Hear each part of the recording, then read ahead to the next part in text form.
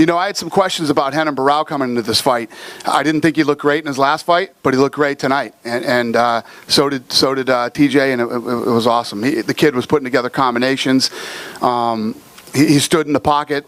You know, he didn't use as much movement as he did last time. He stood in the pocket and he traded, and you know, he ended up getting the better of him. Can you think of another time where we've had a guy that was so basically disregarded before the first fight? He was like a 12-1 underdog or whatever, and just dominated, and then he's kind of become kryptonite for a guy that was so dominant before. Yeah, and I think he was a 2-1 favorite tonight, or close to it. Yeah, I don't know. Yeah, going into that fight, everybody thought it was a joke that we were doing Barão versus Dillashaw, and here we are.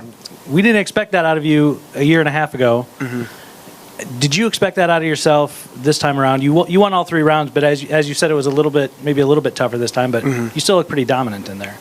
Yeah, I mean, I definitely expected to dominate the fight. You know, I felt that I was a faster athlete, and I had the skills to beat him. So yeah, I expected myself to win every round. I knew he's tough. You know, I mean, he's a very tough fighter, and I knew he was going to bring it. But I'm of course going to believe in myself to win every round.